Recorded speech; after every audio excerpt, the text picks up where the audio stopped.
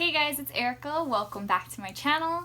Today I'm going to be talking about how to care for a Monstera Deliciosa. So this video was requested quite a while back and I'm barely getting to it now, so sorry that it took so long. But yeah, here we go. The Monstera Deliciosa is also known as a split-leaf philodendron or a Swiss cheese plant.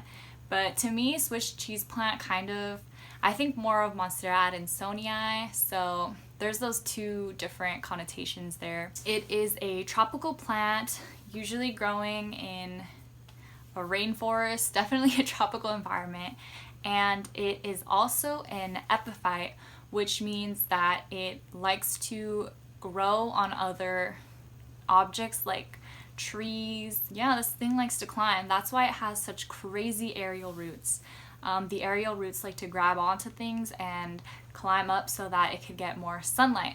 The higher it goes, of course, the more sunlight there is available to it. This plant grows in the understory of a rainforest. Looking at the natural habitat of this plant helps us figure out what we need to do to help it grow in our homes. So for example, for lighting, since this plant grows in an understory, it is never getting full direct sunlight.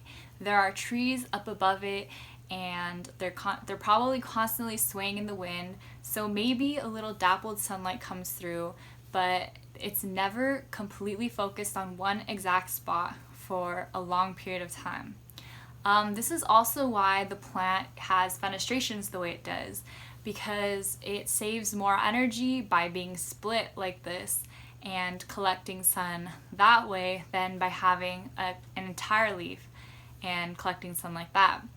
Also, the rains can sometimes be very harsh, so it's easier to have rain pounding on a leaf that looks like that rather than one that looks like this. Also, another fun fact about this plant is that it does flower and it grows fruit, edible fruit that you can eat. So the flower kind of looks like a peace lily flower, and it will eventually turn into a fruit that kind of looks like a corn, I guess.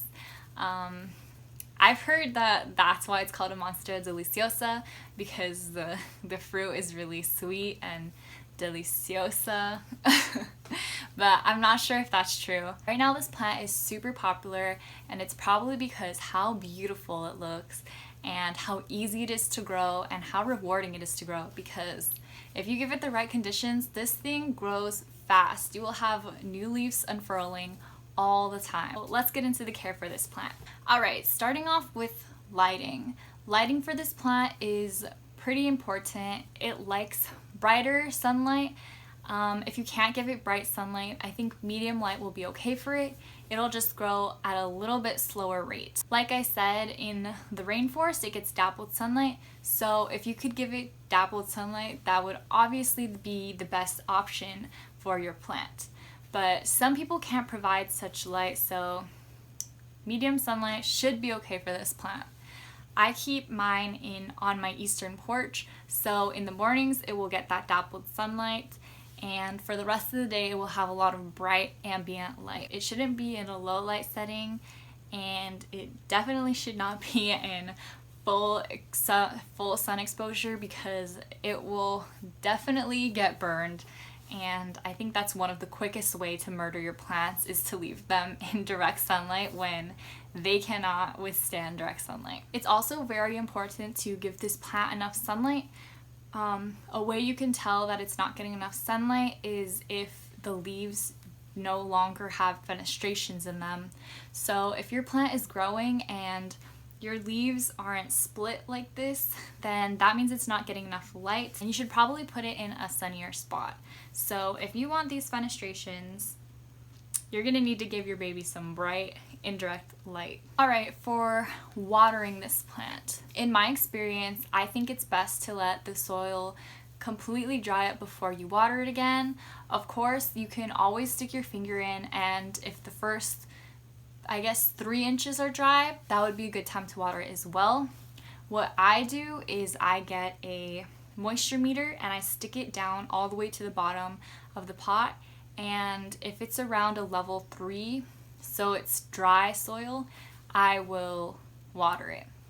when you water this plant, you want to saturate it completely. You want to make sure that the water is running out from the bottom of the drainage holes. You want to make sure that the water flows out of the drainage holes. What I will do is I will water it while it's sitting in a tray, and I'll let the tray fill up with water, and I'll let it sit there for like 10 minutes just to let it soak up any extra water that it didn't retain when I first poured the water in. And I found that that works very well for me. A way to know if you are overwatering your plant is if the leaves turn yellow. I have an example of a yellow leaf here. Sometimes it's from just the leaf gets too old, so it drops off. It happens to a lot of plants naturally. But another reason the leaf could be yellowing is that it's being overwatered. So you kind of want to make sure you're looking at your watering schedule. Let the soil dry before you water it again.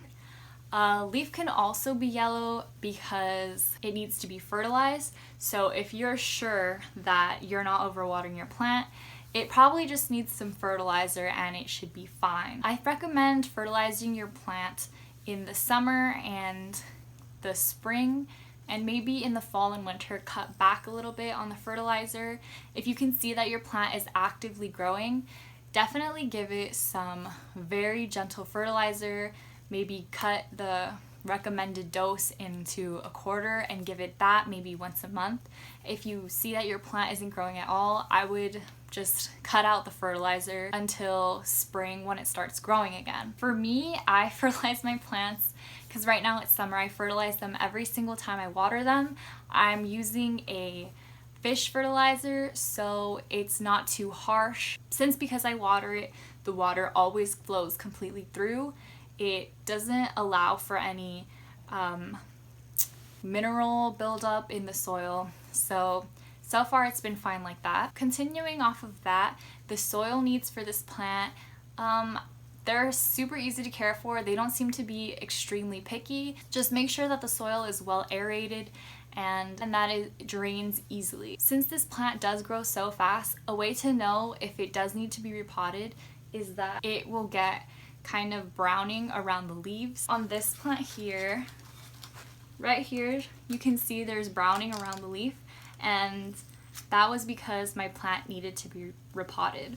So once I did that, it continued growing, and as you can see, it's fine now. That's one of the only leaves that was affected by that. But another reason that the leaves could be browning is because it's in an area not humid enough. Be sure if you see browning around the leaves, if you can check if it needs to be repotted or if it needs a more humid environment, because like I said earlier, they are tropical plants that enjoy a warm and humid climate. If you give this plant the lighting it requires, you water it the way it needs to be watered, you give it enough space to grow, this plant will grow so fast and it will get huge. So as you can see, this one here is getting pretty big, and when they grow, they will have these aerial roots.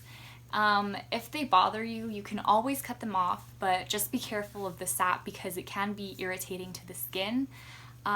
You could always just tuck them back in the soil if it's possible, but this plant, like I said before, is an epiphyte, so it likes to climb. You could leave it like this, but it will grow crazy everywhere. So if you want it to be a little bit more contained, you can get a moss pole for it so it can climb up that moss pole, and it will kind of replicate how it would be in the wild climbing up a tree. This one I'm going to have to train it up a moss pole pretty soon, so I'll probably have a video on that later on because it's getting really big. If your plant is getting big like this, you can of course propagate it. So I'm not gonna propagate this plant because like I said, I want it to be ginormous. So I'm just going to show you what you would have to do. It's very easy. You just find a node, which this is a node, this is a node, and this is a node. Wherever there's an aerial root growing out, you can just cut below that node. You can keep on as many nodes as you want and just put it into water and it will root that way. What's also great about propagating your Monstera Deliciosa that way is that your leaves will already have whatever fenestration it had on this mature plant. So that's pretty cool. I think that's it for this video. If I forgot anything, feel free to let me know. If you have any care tips yourself to share, leave that in the comments below as well. If you like the video, go ahead and give it a thumbs up and subscribe because I post a new video every other day. And thank you guys so much for watching. I'll see you next time. Bye!